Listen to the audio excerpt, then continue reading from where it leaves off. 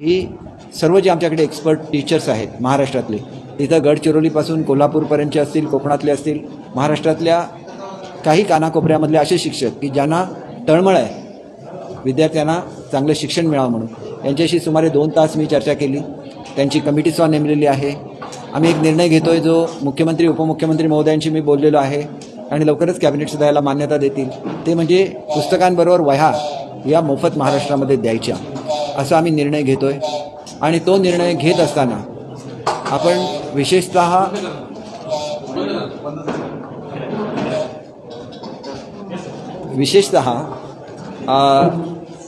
अनेक गरीब अशा माता असतात, गरीब शेतकरी असतात, ज्यांना आपल्या मुलांना जरी मोफत पुस्तकं मिळत असली तरी वह्या घेऊन देण्यात त्यांना खूप कष्ट करावे लागतात. ज्याला आपण शिक्षण घरोघर पोचवतोय त्याच्यामध्ये जे महत्त्व पुस्तकांचं असतं तेवढंच महत्त्व विद्यार्थ्यांच्या दृष्टीने त्या वह्यांचं सुद्धा असतं.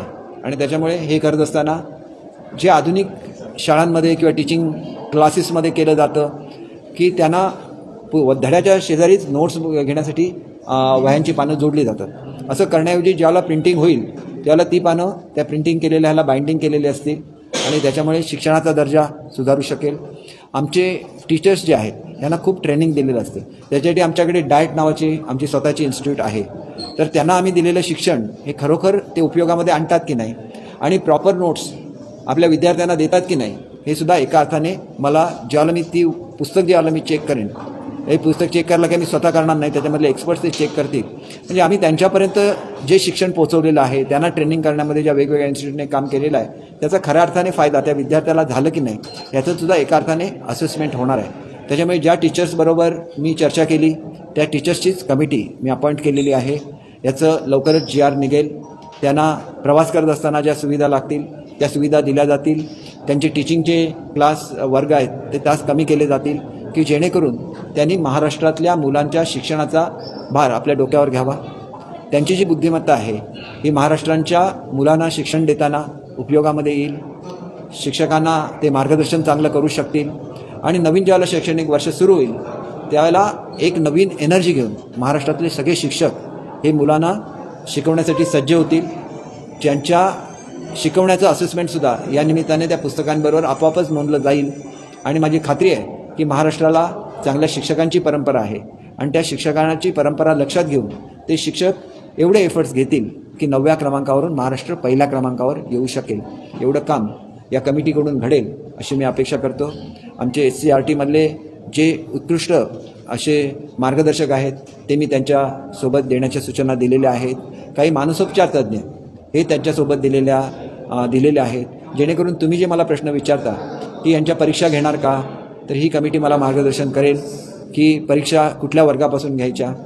ह्या करत असताना या परीक्षांची आम्ही विभागणी केलेली आहे 4 टप्प्यांमध्ये आणि या 4 टप्प्यामध्ये एवढीच अपेक्षा आहे की 8वीपर्यंतची मुलांना फेल करायचं नाही आहे. फेल करायचं नाही याचा अर्थ त्यांची असेसमेंट घ्यायची नाही असं बिलकुल नाही आहे. या परीक्षा नसतील, ही एक असेसमेंट असते. मुलं व्यवस्थित शिकतात की नाही याच्यामध्ये कोणालाही नापास केलं जाणार नाही, ही भूमिका आधी मी स्पष्ट करतो, जेणेकरून 8वीपर्यंतचा कुठलाही मुलगा हा नापास न होता 8वीपर्यंत पोहोचेल. शासनाचं जे उद्दिष्ट आहे की 8वीपर्यंत तो मुलगा पोहोचला हे उद्दिष्ट सफल होईल. आणि समजा 2 महिने शिकवल्यानंतर त्या मुलामध्ये काही त्रुटी आढळल्या तर शिक्षक त्याच्यावर अधिकची मेहनत घेऊ शकतील. त्याच्यामुळे एका अर्थाने असेसमेंट करण्याचा हा एक एक्झरसाईज आहे आणि ही असेसमेंट करत असताना मुलांवर कुठलाही मानसिक बोजा येणार नाही याची काळजी घेण्याच्या दृष्टीनेच काही मानसोपचार तज्ज्ञ हे स्वतः कमिटीमध्ये दिलेले आहेत. त्याच्यामुळे जनरल 4 कमिट्या करत राहायच्या आणि प्रत्येकाला एक काम सोपवायचं. त्याच्याऐवजी ही कमिटी ही मला मार्गदर्शन करेल. बऱ्याच वेळेला कमिटीमध्ये कोण असावं याच्यासाठी वेगवेगळ्या लोकांच्या शिफारसी येतात आणि मग तो जो बोजा होता तो टाळण्यासाठी जे काही एज्युकेशन डिपार्टमेंटने जे शिक्षक सिलेक्ट केलेले होते त्यांचीच एक्सपर्ट कमिटी नेऊन त्यांना मी काही एम्पॉवर करतो आहे. एक चांगला जर तुम्हाला शिक्षणामध्ये बदल घडवायचा असेल तर अनेक निर्णय हे तातडीने घ्यायला लागतात, त्याचे GR काढायला लागतात. तसाच या कमिटीचा GR हा येत्या एका आठवड्यामध्ये निघेल. मुलांना वह्या द्यायच्या आहेत पुस्तकांच्या बरोबर. आम्ही अर्थात त्या सगळ्यांना देत नसतो. आम्ही काही जे खूप श्रीमंत लोक आहेत ती याच्यामधून पाठीमागे राहतात त्यांना आम्ही पुस्तकही फ्री देत नाही आणि अशांची संख्या ही फक्त 10 ते 15% आहे. उरलेल्या 85% मुलांना हे आपण मोफतच वह्या हे पुस्तक देत असतो. त्याच्याचबरोबर वह्यासुद्धा त्यांना 80% लोकांना वह्यासुद्धा मोफत मिळतील. आणि त्याच्यामुळे एक हे थोडंसं आपण म्हणतो की एक गिफ्ट आहे महाराष्ट्र शासनाच्या वतीने मुख्यमंत्री एकनाथजी शिंदेसाहेब यांच्या वतीने, देवेंद्रजी फडणवीस साहेबांच्या वतीने ही एक गिफ्ट आहे मुलांना, की जसं पुस्तकं मोफत देतो तशा वह्यासुद्धा मुलांना मोफत मिळायला लागतील. ज्या मुलं गरजू आहेत त्यांनाही मिळायला लागेल. हे शासन शेवटी गोरगरिबांसाठी कल्याणाचं काम करणारं शासन आहे आणि प्रत्येकाला आपलं मूल हे अत्यंत प्रिय असतं आणि आमच्या महाराष्ट्रातल्या नागरिकांची सर्वात प्रिय असलेल्या जे त्यांची मुलं आहेत त्यांच्यासाठी शासनाने दिलेली ही एक गिफ्ट असेल आणि ही गिफ्ट ही केवळ मोफत वह्या देण्यापुरती मर्यादित नाही आहे, तर त्याचं शिक्षण दर्जेदार होईल याचं काळजी घेणारी सुद्धा ही गिफ्ट असेल. कारण ही बाइंडिंग केलेली पुस्तकं आहेत, याच्यामधला मजकूर कोणीही बदलू शकणार नाही आणि त्याच्यामुळे पुढच्या काळामध्ये आपल्या मुलांना व्यवस्थित नोट्स देण्याचं काम हे शिक्षकांकडून मी अपेक्षित करतो. अतिशय दर्जेदार शिक्षक या महाराष्ट्र राज्याला लाभलेले आहेत आणि त्यांच्याकडून दर्जेदार शिक्षण हे मुलांना दिलं जाईल याची मला खात्री आहे. कुठल्याही शिक्षकांना असं वाटत असेल की हे मी काम करत असताना कमी पडत असेल, त्यांनी स्वतःहून आपली मागणी डाएट कॉलेजकडे हे करावी. त्यांच्यासाठी एक्स्ट्रा वर्ग डाएटकडून घेतले जातील. परंतु दर्जेदार शिक्षण हा विद्यार्थ्यांचा अधिकार आहे, त्यांच्यापर्यंत ते पोचेल ही काळजी घेणं हे माझं कर्तव्य आहे शिक्षण मंत्री म्हणून आणि ते कर्तव्य पार पाडलं जाईल याची मी खात्री देतो. आता तुम्ही सांगितलं की इयत्ता कोणती असेल परीक्षा घेण्यासाठीची हे तुम्ही सांगितलं, म्हणजे तिसरी पासूनच परीक्षा घेतली जाईल असं काही? तुम्ही असं तुमचं जे तुम्हाला जे बोलायचं ते माझ्या तोंडामध्ये कृपया घालण्याचा प्रयत्न करू नका. निर्णय हा त्या सर्व शिक्षकांशी बोलून, ते जे मानसोपचार तज्ज्ञ आहेत त्यांच्याशी बोलून हा निर्णय घेतला जाईल. कुठल्याही परिस्थितीमध्ये 8वीपर्यंत कोणालाही नापास केलं जाणार नाही. त्यांचा माझं पूर्ण करून द्या, त्यांचा दर्जा वाढवला गेला पाहिजे आणि अशी जी मुलं असतात जी मला काहीतरी येत नाही म्हणून जे बाहेर पडतात त्यांच्यासाठी कोल्हापूरला जो काळसिद्धेश्वर मठ आहे त्याने एक अतिशय आदर्श असा एक उपक्रम केला की अनेक लोक असे असतात की ज्यांना शिकवायची आवड असते, त्यांनी BEd केलेलं असतं, DEd केलेलं असतं, परंतु संपन्न घरामध्ये त्यांची लग्न होतात आणि मग त्यांना शिकवण्याचं काम करायची घरातून सुद्धा परवानगी दिली जात नाही किंवा त्याच्यासाठी त्यांना आवश्यकताही नसते स्वतःचं हे करण्यासाठी, शिक्षणाचं क्षेत्रामध्ये काम करण्याची. अशा लोकांची त्यांनी मदत घेतली आणि जी मुलं अभ्यासामध्ये कमी पडत होती त्यांना त्यांनी वेगळं शिकवायला सुरुवात केली आणि ती मुलं इतर मुलांच्या दर्जाबरोबर त्या मुलांना सुद्धा आणलं. त्याच्यामुळे ड्रॉपआउटचं पर्सेंटेज 0 झालं. मग त्यांच्याबरोबर सुद्धा एक करार करता येईल का याचासुद्धा आम्ही डिपार्टमेंट म्हणून विचार करतो.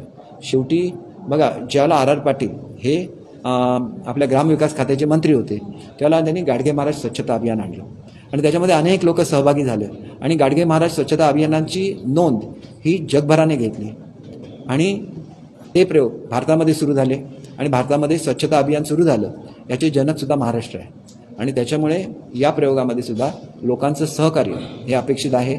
लोकांचं सहकार्य घेऊन आपण हे सगळं करायचं आहे. त्यावेळेला मुलांच्या शिक्षणापासून पालकांना सुद्धा वेगळं करता येणार नाही.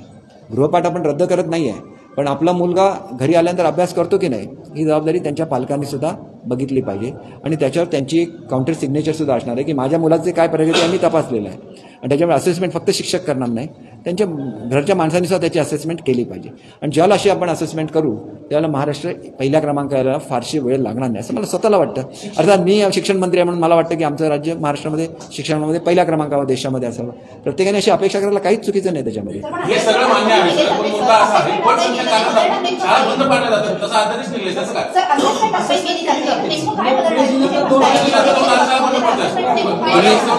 तुम्ही कोणाच्या वतीने बोलताय? तुम्ही कोणाच्या वतीने बोलताय मला? तुम्हाला विद्यार्थ्यांना दर्जेदार शिक्षण पाहिजे की नाही? आम्ही शाळा नाही बंद करणार. एक गोष्ट लक्षात घ्या की जिथं 5च मुलं असतात अभ्यास कसं करणार? 5 मुलं जर एका शाळेमध्ये असेल तर प्रत्येक वर्गामध्ये 1 मुलगा झाला. तुम्ही कोणाशी बोलताय ह्याचा तुम्ही विचार केला पाहिजे की मी शेवटी शिक्षण मंत्री आहे. एका मुलाला एका टीचरने शिकवावं का? त्या मुलाला जर बरोबर शिकणारे संगडी नसतील तर तो मुलगा डेव्हलप होऊ शकतो का याचा सुद्धा विचार करा ना. 5 मुलांच्या शाळा कोणासाठी चालू ठेवायच्या हा प्रश्न आहे. आणि मग एकच गोष्ट लक्षात घ्या की एक शिक्षक त्याला शिकवणार, तो एका विषयाचा टीचर असणार पण त्याला सगळे विषय शिकवायला लागणार. मग दर्जेदार शिक्षण त्या मुलाला कसं मिळणार याचा सुद्धा विचार करा. आणि म्हणून कुठल्याही मुलाला शिक्षणापासून वंचित राहता कामा नये, परंतु त्याच्याचबरोबर त्याला दर्जेदार शिक्षण सुद्धा दिलं गेलं पाहिजे ही आमची जबाबदारी आहे. म्हणून फक्त शहरामधल्याच मुलांना ह्याने स्कूल बसने येऊन त्याला शाळेमध्ये घेऊन जावं अशी मी अपेक्षा करत नाही. तो मुलगा एकटा असेल तर त्याला न्यायला सुद्धा वाहन येईल, त्या मुलाला दर्जेदार शिक्षणामध्ये ते वाहन घेऊन जाईल, त्याला परत त्याच्या घरी आणून ते वाहन सोडेल, ही सुद्धा जबाबदारी आमची आहे. आम्ही काय ह्याच्यापासून लांब नाही गेलेलो, आम्ही ती जबाबदारी सुद्धा उचललेली आहे. म्हणून कॅबिनेटमध्ये मी हे गोष्ट सुद्धा सांगितली की 3,000 रुपये जर आम्ही त्या वाहनाचा दर ठरवलेला असेल तर कदाचित तो वाढवायला लागला तरी काय हरकत नाही. परंतु एका टीचरचं आम्ही जी सॅलरी देतो ती 1 लाखाच्या आसपास असते आणि त्या एका मुलाला आणण्यासाठी जर आम्ही 3,000 रुपये देणार असू तर मग तो जो आमच्याकडे 60,000 घेणारा किंवा 1,00,000 देणारा शिक्षक असेल तो सुद्धा आमच्या दृष्टीने बहुमोल आहे. त्यांनी सुद्धा ज्यादा मुलांना शिकवलं पाहिजे, ही सुद्धा आमची जबाबदारी आहे. एकाच मुलाला शिकवण्यामध्ये त्यांनी आपले एफर्ट्स खर्च करता कामा नये म्हणून अनेक निर्णय जे मी घेतलेले आहेत. त्याच्यामध्ये रात्रीच्या शाळेंचा निर्णय घेतला, त्याच्यामध्ये 8 तास 7 तास शिकवण्याची ज्या शिक्षकाची जबाबदार आहे त्यांनी 2.5 तास शिकवावं असं माझं बिलकुल मत नाही. 2.5 तास शिकवणारे वेगळे शिक्षक असतील की ज्यांना आम्ही एक्सपेक्ट करू की 2.5 तासामध्ये त्यांनी 7 तासाएवढं शिक्षण त्या रात्रीच्या शाळेमध्ये जाणाऱ्या विद्यार्थ्याला दिलं पाहिजे. ही सुद्धा जबाबदारी मी घेतोय. का घेतोय? मी प्रत्येक गोष्टीचा डीपमध्ये येऊन विचार करतो. ज्याला शिक्षकांबरोबर बसतो, मी माझी फक्त अर्ध्या तासाची वेळ त्यांना दिलेली होती, 1 तासाची, आता मी 4 तास त्यांच्याबरोबर बसलो. का बसलो? एक निर्णय असा झाला पाहिजे की ज्याने महाराष्ट्राचा चेहरा मोहरा बदलला गेला पाहिजे. प्रश्न विचारणारे अनेक असतात परंतु एफर्ट घेणारे ते शिक्षक असतात. त्या शिक्षकांनी हे ठरवलं पाहिजे की हे योग्य आहे की अयोग्य आहे, आणि त्या शिक्षकांनी तसं ठरवलं असेल तर महाराष्ट्रामध्ये तो प्रयोग राबवला जाईल. त्या प्रयोगाचं असेसमेंट आम्ही करू. तो प्रयोग जर योग्य नसेल आम्ही तो बदलू. परंतु इथं आम्ही काहीच नवीन प्रयोग करत नाही आहे. मुलांना 30 पुस्तकं आहेत, त्याच वह्या आहेत, तर माझ्यामध्ये बदलतोय काय? आपण काहीच बदलत नाही आहे. त्याच्या व्यतिरिक्त जर वह्या घ्यायच्या असतील, कोणाला खरेदी करायच्या असेल, त्याला तो ऑप्शन मोकळा आहे ना, त्यांनी खुशाल त्या वह्या घ्याव्या. माझं ऐकलं, माझं ऐकायला लागतं प्लीज. आपण ज्या पद्धतीने बोलताय, तुम्ही ज्या पद्धतीने बोलताय ती आधी पद्धत ऑब्जेक्शनेबल आहे. तुम्ही माझी काही नाही ड्रॉपआउट हे बघा, मला 3.5 वर्षाचा नातू आहे. महाराष्ट्रातला प्रत्येक 3.5 वर्षाचा मुलगा हा माझा नातू आहे. ज्या वेळेला माझ्या मुलीला तर कुठेतरी अडचण आली त्यावेळेला मी प्रत्येक मुलीच्या अडचणीचा विचार केला. तिथं ज्या वेळेला आपल्याला मला एकच मुलगी आहे, मी त्याचं प्रसार करत सगळीकडे फिरत नाही. त्या मुलीला त्याच दर्जाचं शिक्षण दिलं पाहिजे. ती भारतामध्ये पहिली आली, म्हणजे त्या दर्जाचं शिक्षण तिने घेतलं. आपल्या मुलाला, आपल्या वडिलांना एकच मुलगी आहे, याचा मान त्याच्या वडिलांचा राहिला पाहिजे. एवढा त्यांनी मान तिने मला मिळवून दिला. ह्या गोष्टी महत्त्वाच्या असतात. आणि म्हणून मी तुम्हाला सांगतो, ज्यावेळेला मला 3 वर्षाचा नातू आहे त्यावेळेला तो नातू मी प्रत्येक 3 वर्षाच्या मुलामध्ये बघतो, माझा नातू म्हणून. आणि तुम्ही अजिबात काळजी करू नका, कुठल्याही लहान मुलावर अन्याय होणार नाही. ही जबाबदारी शिक्षण मंत्री म्हणून माझी आहे. तुमच्या सूचना असतील, तुम्ही सूचना अवश्य द्या. त्यांचं स्वरूप सूचना म्हणून पाहिजे. You cannot challenge me as a minister of this state, कारण तो मान त्या माझ्या राज्याचा आहे, तो माझ्या महाराष्ट्राच्या शिक्षणाचा तो मान आहे. मी शिक्षण मंत्री म्हणून झालो तर माझा मान तो नाही आहे, तो मान त्या महाराष्ट्राचा आहे, ज्या महाराष्ट्रामधल्या शिक्षणाचा पाया शाहू महाराजांनी घातलेला आहे. त्या काळामध्ये त्यांनी तो केला. प्रत्येक समाजाच्या मुलं शिकावी म्हणून प्रत्येक समाजासाठी हॉस्टेल देणारं त्या काळामधलं महाराष्ट्र राज्य आहे. आणि मी कधीही ज्यावेळेला मी मंत्री झालो अगोदर जाऊन शाहू महाराजांना नमस्कार करून आलो, आधी जाऊन छत्रपतींना नमस्कार करून आलो. ती माझ्या महाराष्ट्राची परंपरा आहे. माझ्या शिक्षणामध्ये जे शिवाजी महाराजांवरचं प्रत्येक जो एक्सपर्टातला एक्सपर्ट महाराष्ट्रामधला झालेला आहे, त्यांनी जे लेख लिहिलेले आहेत ते पुस्तक मी प्रत्येक शाळेमध्ये देणार आहे. आपल्या प्रत्येक विद्यार्थ्यांनी छत्रपती शिवाजी महाराज वाचले पाहिजेत, प्रत्येक विद्यार्थ्यांनी शाहू महाराज वाचले पाहिजेत, प्रत्येक विद्यार्थ्यांनी आंबेडकर वाचले पाहिजेत, प्रत्येक विद्यार्थ्यांनी महात्मा फुले वाचले पाहिजेत. नाहीतर फुले, आंबेडकर, शाहूंचा आपण हे सांगायचा, शाहू महाराजांचा आपण नुसती नावं घ्यायची आणि ते कोण आहेत हे सुद्धा विद्यार्थ्यांना माहिती नसेल तर शिक्षण मंत्री म्हणून त्या खुर्चीवर बसण्याचा मला अधिकार नाही. म्हणून बालभारतीमध्ये ज्यावेळेला आलो त्यावेळेला त्यांना इन्स्ट्रक्शन्स दिल्या की ही प्रत्येक पुस्तकं ही शाळेच्या छोट्याशा लायब्ररीमध्ये पाहिजेत. प्रत्येक मुलाला ते शाहू महाराज वाचता येते, छत्रपती शिवाजी महाराज वाचता येतील, याच्यासाठी पुरेशी पुस्तकं त्यांना द्या. आणि पुस्तकं मी बाहेरून छापून घेत नाही, बालभारतीला छापायला सांगतोय. का भारतीला छापायला लागतो? बाहेरून मी छापून घेतली, लोक म्हणतील तुमचा त्याच्यामध्ये काय इंटरेस्ट आहे. त्याच्यापेक्षा आपलं मूळ उद्दिष्ट हे मुलांना शिक्षण देणं हे आहे, दर्जेदार शिक्षण देणं आहे. आणि आमच्या ज्या परंपरा आहे, महाराष्ट्राचा जो इतिहास आहे तो त्या मुलांनी शिकलाच पाहिजे, त्या इतिहासाचा त्यांना अभिमान असलाच पाहिजे असं शिक्षण मंत्री म्हणून मला वाटतं. आणि म्हणून छत्रपती शिवाजी महाराज असतील तर छत्रपती शिवाजी महाराज हे आमचं आदरस्थान आहे आणि त्यांचं प्रत्येकाच्या हृदयामध्ये ते स्थान असलं पाहिजे, शिक्षणामध्ये ते स्थान असलं पाहिजे. महाराष्ट्राचा जाज्वल्य इतिहास, कारण ज्या वेळेला केंद्र शासनाने ठरवलं की आम्ही सगळी पुस्तकं प्रदर्शित करणार, आम्ही एक सिलेबस ठरवणार, त्यावेळेला इतिहास कुठला असावा याचं त्यांनी राज्याला मोकळीक दिलेली असेल. मग आमच्या इतिहासाचा आम्हाला अभिमान पाहिजे आणि ते आलं पाहिजे व्यवस्थित. हे आमचं कर्तव्य आणि आम्ही ते आमचं कर्तव्य करणार, याच्यामध्ये कुठलंही दुमत नाही. मला तुम्हाला एवढंच सांगायचं आहे की मला एका शाळेचं उद्घाटन सुद्धा करायचं आहे. आणि त्याच्यामुळे आपण एक गोष्ट लक्षात घ्या की शेवटी तुम्ही पुण्यनगरीमध्ये राहता. पुणा हे विद्येचं माहेरघर आहे. मी इथं 10 वेळा येईन, 10 वेळा इथं मी प्रेस कॉन्फरन्सेस घेऊन तुमच्याकडून मी काहीतरी शिकून घेईन आणि ते मी महाराष्ट्रापर्यंत पोहोचवण्याचा प्रयत्न करेन. म्हणून जास्तीत जास्त मीटिंग मी पुण्याला घेतो. आणि पुण्याला जे मला आपण सगळेजण आपल्या प्रश्नातून मला जे शिकवता हे मी शिकण्याचा प्रयत्न करतो. त्याच्यामुळे तुम्ही मला आजच प्रश्न विचारण्यापेक्षा तुम्ही मला आज तुमचे विषय सांगा, मी तुमच्याकडून ते शिकत घेईन आणि त्याच्यावर मी त्याची उत्तरं देईन.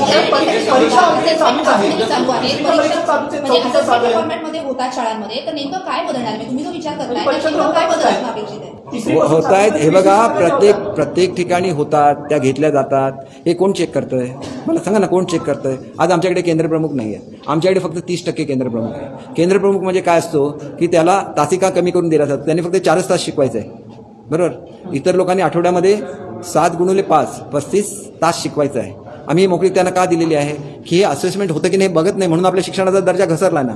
तर आम्ही 100% केंद्रप्रमुखांच्या नेमणुका कशा करता येतील याच्यासाठी आम्ही कोऑर्डिनेशन केलं ग्रामविकास खात्याकडे आणि शिक्षण खात्यामध्ये, आणि ते जर कोऑर्डिनेशन केलं तर 100% जागा भरल्या जाणार आहे. तुम्ही समजून घ्या, होत नाही असं बिलकुल नाही आहे, पण त्याच्यावर नियंत्रण काय आहे? System should be establish to control everything, आणि सिस्टम चालतात. एक गोष्ट लक्षात घ्या, अजूनही ब्रिटिशांनी आपल्याला ज्या सिस्टम्स घालून दिल्या त्या काळामध्ये, त्या सिस्टमवर अजूनसुद्धा आपलं राज्य व्यवस्थित चालू आहे आणि भारत व्यवस्थित चालू आहे. याचं कारण काय होतं की ते सिस्टम करण्यामध्ये सगळ्यात जगामध्ये एक्सपर्ट कोण आहे तर ब्रिटिश, आणि म्हणून ब्रिटिशांच्या सिस्टम आपण नाही बदलल्या, ब्रिटिशांना आपण हद्दपार केल्या, पण सिस्टम आपण ॲक्सेप्ट केल्या भारताने, बरोबर. या सिस्टम एस्टॅब्लिश केल्या. तशाच माझ्या एज्युकेशन सिस्टममध्ये सुद्धा काही सिस्टम्स आहेत, परंतु त्या सिस्टम्स चालतायत की नाही याचं असेसमेंट करायला आपल्याकडे पुरेसा स्टाफ नाही. हे आपलं आहे, आणि म्हणून आपल्याला त्या सिस्टम TETच्या संदर्भात मी क्लिअर कट सांगितलेलं आहे की ज्या लोकांनी पैसे देऊन पास झालेले असतील त्यांना माफी नाही, त्यांना त्या संदर्भातल्या परिणामांना सामोरं जायला लागेल. परंतु माझ्या मनामध्ये एक वडिलांचं सुद्धा हृदय आहे, त्याच्यामुळे ठराविक वर्षानंतर त्यांना या परीक्षा देता येतील आणि जीवनामध्ये सुधारण्याची संधी दिली जाईल. ज्यावेळेला एखादा मुलगा कॉपी करतो त्याला आपण रस्टिकेट त्याला का करतो, आपण त्याला माफ का करत नाही? आता जर माफ केलं तर तो मुलगा आयुष्यभर कॉपी करून पास होत राहील, आणि म्हणून कॉपी करणाऱ्या मुलांना जसं रस्टिकेट करतो तसे हे शिक्षक हे सुद्धा विद्यार्थीच आहेत, आणि त्यांनी जर कॉपी करण्याचा प्रयास केला असेल, त्यांनी पैसे देऊन जर पास करण्याचा प्रयास केलेला असेल तर त्यांना शिक्षा व्हायलाच लागेल. आणि त्याच्यामुळे असे शिक्षक जे पोलिसांच्या एन्क्वायरीमध्ये दोषी आढळून आलेले आहेत यांना वगळून परीक्षेचा निकाल जाहीर केला जाईल. तो येत्या काही दिवसामध्ये जाहीर केला जाईल, जेणेकरून TETमध्ये खरोखर ज्या मुलांनी मनापासून परिश्रम घेऊन ते दिलेलं आहे, परीक्षा दिलेली आहे, त्यांना सुद्धा न्याय मिळेल. हे मी तुम्हाला इथं जाहीरपणे सांगतोय, त्याची अंमलबजावणी होईल. बघा, माझी ही मीटिंग आपल्याशी असलेली प्रेस कॉन्फरन्स ही पॉलिटिकल प्रेस कॉन्फरन्स नाही. मी तुम्हाला एक गोष्ट सांगतो की ज्यावेळेला आमचा दसरा मेळावा चालू होता आणि त्यावेळेला जे बोललं गेलं त्याच्यामुळे स्वतः मी एवढा अस्वस्थ होतो की मी जाहीर केलेलं होतं की उद्धव साहेब काहीही बोलले तरी त्याच्यावर मी उत्तर देणार नाही. परंतु या दसरा मेळाव्यामध्ये मुख्य भाषण हे उद्धव साहेबांचं झालं आणि त्याच्यामध्ये काही बोललं गेलं जे आमच्या आमदारांच्या संदर्भातलं होतं, आमच्या सरकारच्या संदर्भातलं होतं, तेवढ्या मुद्द्यापुरतं त्याचं उत्तर मी मुख्य प्रवक्ता शिवसेनेचा म्हणून 100% देणार आहे. त्याच्यामध्ये उद्धव साहेबांना कमी लेखण्याचं कुठलीही भूमिका नाही. मी जी माझी हे ठेवलेली होती की नेहमी उद्धव साहेबांचा मान राखला जाईल, पण त्यांच्याकडे बघून मी शिवसेनेमध्ये आलेलो होतो. एक स्वच्छ, एक सोज्वळ असं त्यांचं रूप बघून मी आलेलो होतो. काही कारणामुळे जर काही चुकीची वाक्य त्याच्यामध्ये आलेली असतील, ती मग लहान मुलांच्या संदर्भात असून दे, एखाद्याचा उल्लेख कुठल्या शब्दामध्ये करायचा या संदर्भातील असेल तर त्याचं उत्तर मला देणं भाग आहे. काही लोकांनी असंही म्हटलं की केसरकर झोपले की काय. मी झोपत नाही. मी ज्याला विचार करत असतो त्याला मी डोळे माझे हात का हलत होते, मग मी झोपले असतं माझे हात हलणार नाहीत, मी उठून असा होणार नाही. पण ज्यावेळेला मी अस्वस्थ होतो त्यावेळेला मी सांगतो की हे काही धार्मिक ह्याच्यावर राजकीय सरकार चालत नाही, पण ज्यावेळेला मी अस्वस्थ होतो त्यावेळेला मी माझं जिथं श्रद्धास्थान आहे तिथं शिर्डीला जातो, मी तिथं प्रार्थना करतो आणि तिथं मला कळतं की मी ह्याच्यावर बोललं पाहिजे, मी बोलता कामा नये. कारण मी स्वतःहून डिक्लेअर केलं होतं की मी उद्धव साहेबांच्याबद्दल काहीच बोलणार नाही. पण दसऱ्या मेळाव्यामध्ये ज्यावेळेला त्यांचं भाषण मी ऐकलं त्यावेळेला माझ्या लक्षात आलं की मुख्यमंत्री महोदयांनी भले उत्तरं दिलेली आहेत, त्यांचा तो अधिकार आहे, परंतु मी बोलण्यापूर्वी मी मुख्यमंत्री महोदय जे आमचे मुख्य नेते आहेत त्यांची परवानगी घेणार आहे. मी रात्रभर झोपलो नाही. मी रात्रभर, कोणाला जर असं वाटत असेल की मी ह्याच्यामध्ये झोपतो तर मी रात्रभर झोपत नाही. मी रात्रभर प्रवास केला शिर्डीचा. तिथून मला एका शाळेचं उद्घाटन करायचं होतं, जाऊन फ्लाईट पकडली, तिथं जाऊन त्या शाळेचं उद्घाटन केलं, दुसरी फ्लाईट पकडली, परत मुंबईला आलो. मुख्यमंत्री महोदय काही कारणामुळे उपलब्ध होणार नव्हते, तरी पण मी त्यांच्या संबंधित लोकांच्या बरोबर चर्चा केली आणि मुख्यमंत्री महोदयांची ज्या वेळेला चर्चा होईल त्यावेळेला मी माझी प्रेस कॉन्फरन्स घेईन. तिथं आमच्या जी शिवसेना आहे, शिवसेनेची बाजू, आमच्या आमदारांची बाजू, आमच्या खासदारांची बाजू जी मी गुवाहाटीला ज्या प्रकारे मांडत होतो पुन्हा एकदा मांडेन, जेणेकरून कुठलाही गैरसमज हा जनतेच्या मनामध्ये जाता कामा नये. ती माझी राजकीय हे असणार आहे त्यावेळेला तुम्ही मला राजकीय कुठलेही प्रश्न विचारा त्याची मी उत्तरं देईन. परंतु 100% माझी प्रेस कॉन्फरन्स होईल, मुख्य प्रवक्ता म्हणून ही प्रेस कॉन्फरन्स होईल. अनेक लोक अशी असतात की काय काय बोलत असतात, त्यांची उत्तरं देणं हे माझं काम नाही. ते काम इतर लोक करतील, योग्यप्रमाणे करतील. त्यामुळे आणि माझ्यावर काय काय बोलत राहण्याची कोणी प्रयत्न करण्याचा प्रश्न देत नाही. कारण सगळी बाजू ही मुख्य प्रवक्ता म्हणून मी त्याला मांडलेली होती, प्रवक्ता म्हणून त्याला बांधली. त्यानंतर मला मुख्य प्रवक्ता म्हणून शिंदेसाहेबांनी जबाबदारी दिली. माझी जबाबदारी मी चोखपणे, ते माझं कर्तव्य आहे. जसं लिहिलेलं आहे की आपलं कर्तव्य करताना समोर कोण असतो याचा विचार करायला लागत नाही. तुम्हाला ते कर्तव्य करायलाच लागेल आणि हे कर्तव्य येत्या 2-3 दिवसामध्ये मी माझं उच्च शिक्षण मंत्री चंद्रकांत पाटील म्हणतात की 1-2 हजार कोटी रुपये वाढून आणि जे सध्याचे विनाअनुदानित शिक्षण संस्था आहेत त्यांच्या शिक्षकांना सुद्धा आपण शासनाप्रमाणे आम्ही पगार देतो, फक्त तुम्ही त्याचा दर्जा सुधारा. आणि एकीकडे आपण म्हणतो की सध्या आपल्या सरकारकडे शिष्यवृत्ती वाढवण्यासाठी सुद्धा पैसे नाही. त्यामुळे असं कुठे असं मी तुम्हाला असं म्हटलंय का आम्ही शिक्षकांची नेमणूक करणार नाही? मी कधी असं म्हटलेलं आहे का? माझं ऐका आता एक मिनिट, तुम्ही प्रश्न विचारला मला उत्तर देऊ द्या. मी असं कधी म्हटलंय का की आम्ही यांना अनुदान देणार नाही? असं कधी म्हटलंय का? अनुदान देताना हा शासनाचा स्वेच्छाधिकार आहे आणि त्याच्यामुळे आम्ही 20-20% ते वाढवत असतो. त्यांना एकाच वेळेला चांगलं पॅकेज द्यायचं की त्यांना 20-20% शासनाच्या कन्व्हिनियन्सप्रमाणे न्याय द्यायचा याच्यावर मी निर्णय घेईन. तो निर्णय मी 100% घेणार आहे. तो माझा अधिकार आहे. माझा अधिकार म्हणजे तो कॅबिनेटचा अधिकार आहे. मी तो कॅबिनेटमध्ये देऊन तो करणार आहे. परंतु त्याच्यापूर्वी मी शिक्षकांची हे करतोय. ज्याला तुम्ही म्हणता की 5 आणि 10ची हे बंद होणार का? समजा असं करत असताना एक 5,000 लोक अतिरिक्त ठरले तर 5,000 लोकांना मला अगोदर त्याच्यामध्ये अकोमोडेट करायला लागेल. मी आजच भरती करून टाकली तर उद्या ते 5,000 लोक अतिरिक्त ठरतील आणि तो शासनावरचा बोजा. पैसे कसे वाचवायचे असतात? पैसे सिस्टीम्स एस्टॅब्लिश करून वाचवायचे असतात. म्हणून अघोषित शाळांचा सुद्धा मी ताबडतोब सर्वे केला. कोणीच केलं नव्हतं आजपर्यंत. अघोषित शाळेचे टीचर हे टीचर नाही आहेत का? ते सुद्धा टीचर आहेत. ते जर त्या हे होत असतील म्हणजे ते जर नाराज राहत असतील त्यांना सुद्धा आनंदी केले पाहिजे तर ते आनंदाने शिक्षण देणार. म्हणून मी प्रत्येकाला इन्क्लूड करतोय. ज्या शाळा आमच्या ह्याच्यामध्ये त्रुटी आलेल्या होत्या त्यांना मी 1.5 महिन्याची मुदत दिली. परत त्रुटीमधून तुम्ही बाहेर या, दिली ना? देण्याची जबाबदारी आपली असते, कारण आपल्याला कोणावर अन्याय नाही करायचा आहे. परंतु हे करत असताना मी जर सिस्टम फॉलो नाही केल्या अतिरिक्त झालेले लोक हा शासनाचा बोजा ठरेल आणि मग माझ्याकडे शिष्यवृत्तीचे पैसे वाढवायला सुद्धा पैसे शिल्लक राहणार नाही. मला पैसे वाचवायचे आहेत कारण मी 5 वर्ष अर्थराज्यमंत्री म्हणून काम केलेलं आहे. मला फायनान्स म्हणजे काय ते कळतं, थोडंफार तरी कळतंच. आणि त्याचा वापर जर मी महाराष्ट्राच्या हितासाठी केला त्यामध्ये चूक काय? तुम्ही 18 वर्ष थांबला. 1 महिन्यामध्ये आंदोलन करावं असं वाटतं? 18 वर्ष थांबलेले आहेत ना. काही लोक 12 वर्ष थांबले, काही लोक 6 वर्ष थांबले. मग ते मला 4 महिने सुद्धा देणार नाहीत का? आणि त्याच्यासाठी जर मोर्चाकडून कोणाला क्रेडिट घ्यायचं असेल तर मी ते का मान्य करावं? तुम्ही 12 वर्ष थांबलाय, 14 वर्ष चाललाय. जो मनुष्य तुम्हाला न्याय द्यायला निघालेला आहे त्याला तुम्ही अभ्यास करण्या एवढा सुद्धा वेळ देणार नसाल आणि त्याच्यावर जर प्रेशर आणणार असाल तर ते योग्य आहे की अयोग्य आहे याचा निर्णय महाराष्ट्रातल्या जनतेने घ्यावा. मी असं म्हणत नाही की माझ्यासाठी घ्यावा म्हणून. थांबला ना 12 वर्ष 14 वर्ष थांबला आणि 1 महिना थांबा ना, मला असेसमेंट करून दे. शेवटी पैसे माझे नाही आहेत, पैसे महाराष्ट्राच्या जनतेचे आहेत. त्यामुळे 1 रुपया जरी फुकट गेला जबाबदारी माझ्यावर आहे ना त्याची. मी आज भले अर्थ खात्याचा मंत्री नसेन परंतु मी त्या खात्यामध्ये 5 वर्ष काम केलेलं आहे. जेवढं शिकलेलं आहे त्याच्यामधून भलंच होणार आहे ना.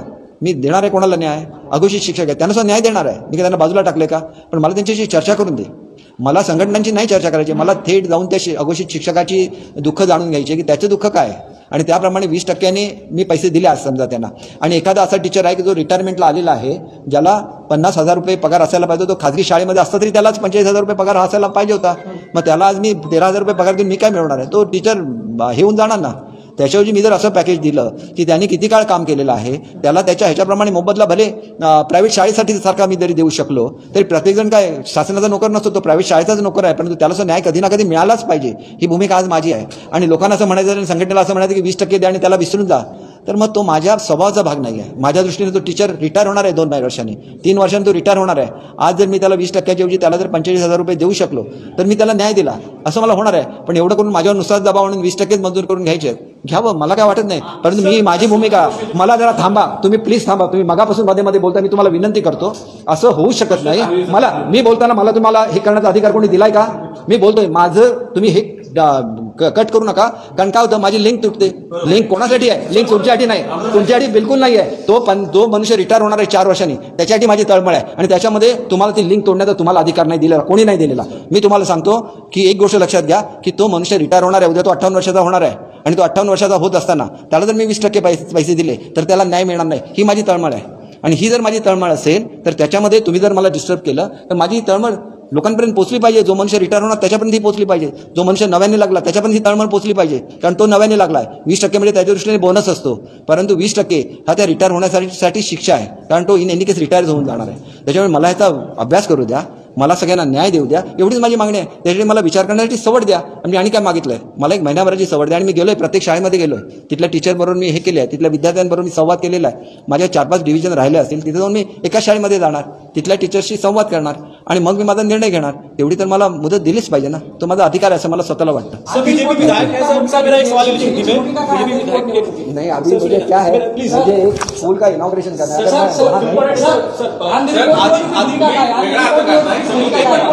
मला तुमच्याबद्दल प्रेम आहे.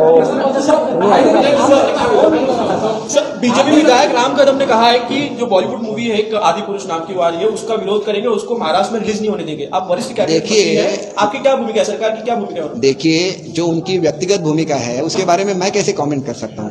सरकार की भूमिका ये है कि जो बैन करना है उसके लिए सेंसर बोर्ड है, जो प्रदर्शित नहीं होना चाहिए, जिसके बारे में law end order situation create हो सकती है, उसके बारे में निर्णय लेना ये होम मिनिस्टर साहब का वो अधिकार है. उसके बारे में मैं क्या बोल सकता हूँ? उसका असेसमेंट होना चाहिए, उसके बाद में उसके बारे में निर्णय हो सकेगा.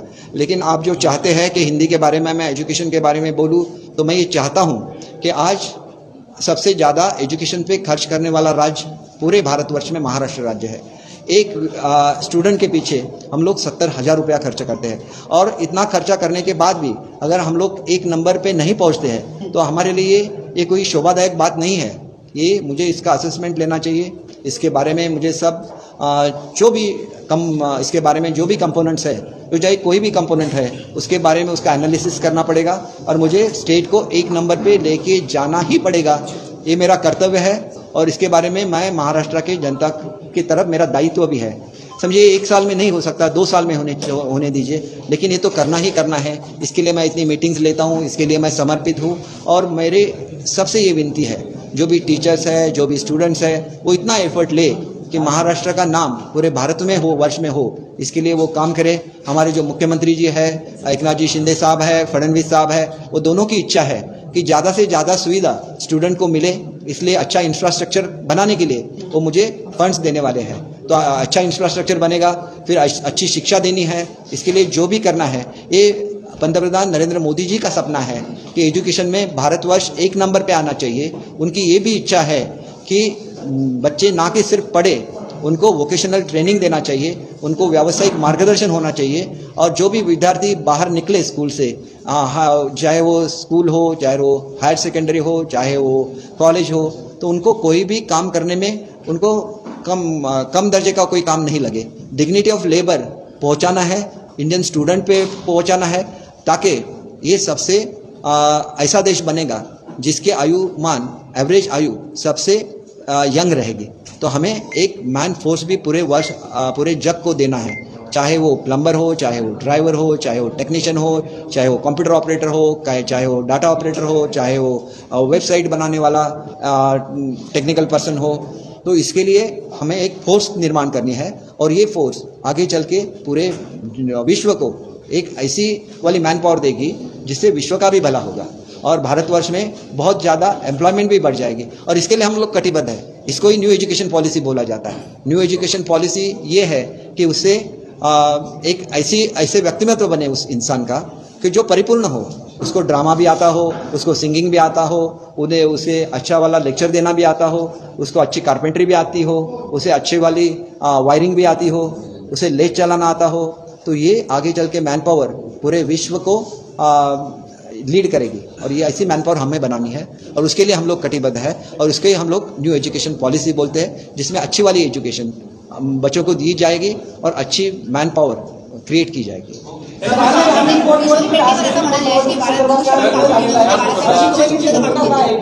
काय करणार? तुम्ही एक गोष्ट लक्षात घ्या की कालचं जे भाषण सुरू होतं, तुम्ही बघितलं की स्टेजवर सुद्धा मी अस्वस्थ होतो, कारण ही भाषणं बघून मी शिवसेनेमध्ये आलो नाही. मी आदरणीय बाळासाहेब आणि आदरणीय उद्धव साहेबांचे विचार बघून शिवसेनेमध्ये आलेलो आहे आणि त्या उद्धव साहेबांच्याकडून कालच्या पद्धतीने जी विधानं झालेली आहे त्याच्यामुळे मी अस्वस्थ झालेलो. मी याच्याबद्दल नाही, कारण माझी त्यांच्याशी बांधिलकी होती आहे आणि राहणार ती त्यांच्या चांगल्या विचारसरणीबद्दल आहे. कोणाला तरी डुक्कर म्हणणं हे राऊतांच्या तोंडी शोभू शकतं, परंतु उद्धव साहेबांच्या तोंडी शोभू शकत नाही. ही माझी भावना लक्षात घ्या. याच्या तळमळी मागे त्यांच्यावर तर प्रेम आहे, त्याच्या तळमळी मागे एकनाथ शिंदे साहेबांच्याबद्दल असलेला माझा अभिमान आहे, जो मी थेट बोलून दाखवलेला आहे. संपूर्ण भारताला बोलून दाखवला, महाराष्ट्राला बोलून दाखवला. त्यांना कोण दूषण देणार असेल तर मी सुद्धा अस्वस्थ होणारच. कारण गोरगरिबांना मदत करणारे एकनाथ शिंदे मी बघितलेले आहेत. ट्रकच्या ट्रक 100 ट्रक घेऊन पश्चिम महाराष्ट्रामध्ये मदत करायला घेणारे एकनाथ शिंदे मी बघितलेले आहेत. माझे अत्यंत जवळचे संबंध केरळ राज्याशी आहेत. तिथं 70 डॉक्टर्सना घेऊन गेलेले एकनाथ शिंदे मी बघितलेले आहेत. आणि मग असे जर मी बघितलेले असतील तर त्यांचा स्वाभिमान जपणं हा सुद्धा माझं काम आहे. जसं मला जेवढा आदर उद्धव साहेबांच्याबद्दल असेल तेवढाच एक शिवसैनिक म्हणून की 80% समाजकारण आणि 20% राजकारण करणाऱ्या एकनाथ शिंदेंच्याबद्दल तेवढाच आदर आहेत, कारण ते खरे शिवसैनिक आहेत. तो शिवसैनिक जो बाळासाहेबांना अपेक्षित शिवसैनिक होता ते एकनाथ शिंदेचे शिवसैनिक आहेत. आणि त्या शिवसैनिकाचा जर अपमान होत असेल तर तो समस्त शिवसैनिकांचा अपमान आहे असं मी समजतो. ज्याला मी शिवसेनेमध्ये आलो त्याला मागचे सगळे पाश मी काढून टाकले आणि खऱ्या अर्थाने शिवसैनिक झालोय. आणि मग जर खऱ्या अर्थाने शिवसैनिक असेल तर शिवसैनिकाचा अपमान झालेला मी स्वतः बघू शकत नाही. आणि मग तो अपमान कोणी केलेला असेल तरी त्याचं उत्तर मी दिलं पाहिजे. परंतु मुख्य नेता म्हणून आदरणीय एकनाथ शिंदेंचं त्याच्याबद्दल काय भूमिका आहे ही मला समजून घ्यायला लागेल. आणि त्याच्यानंतर मुख्य प्रवक्ता म्हणून जे बोलेन त्याच्यासाठी मी सगळी प्रेस कॉन्फरन्स घेईन, नॅशनल चॅनल्स त्याला बोलवेन, स्टेटची सगळी चॅनल्स बोलवेन आणि त्यांच्यासमोर मी आमची भूमिका मांडेन. तेच माझं काम आहे मुख्य प्रवक्ता म्हणून. अंधेरीच्या भूमिकेचे असं आहे की आम्ही आणि बीजेपी आमची युती आहे. युतीमध्ये जर मुख्यमंत्री पदासारखं पद जर ते आमच्यासाठी सोडू शकत असतील तर एखाद्या आमदारकीसाठी आम्ही हट्ट धरणं किती योग्य आहे हे ठरवावं महाराष्ट्राच्या जनतेने. आता जर माझी प्रेस कॉन्फरन्स तुम्ही इथंच घ्यायला लागला तर माझ्या प्रेस कॉन्फरन्सला काय अर्थ राहणार नाही. मी तुम्हाला एकच सांगितलेलं आहे, मला जे बोलायचं आहे ते मी महाराष्ट्राच्या जनतेसमोर बोलेन. पण ते बोलण्यापूर्वी एकनाथ शिंदेजी साहेबांचं मी त्यांचं काय मत आहे ते मी समजून घेईन आणि नंतर मी बोलेन. एवढं मी सांगतो, पण बोलणार 100%. तेवढ्यासाठी मी अस्वस्थ होतो. गेलो शिर्डीला, तिथं माथा टेकवला, मन शांत झालं, मनामध्ये निर्धार केला की स्वतःच्या प्रिय व्यक्तीबद्दल जरी बोलायचं असेल तरी हे युद्ध आहे, याच्यामध्ये बोलायलाच लागेल. आणि मग मी तुम्हाला सांगितलं की रात्रभर झोपलो नाही, माझे सगळे उद्घाटनं वगैरे केली, परत मुंबईला गेलो, 2 रात्र माझी जागरण झाली. आज सकाळी मी 4:30ला पुण्याला पोहोचलेलो आहे. तरी पण बघा मी 1 मिनिट हे केलेलं नाही. माझं कर्तव्य मी करतोय, ते मी कर्तव्य करत राहतो.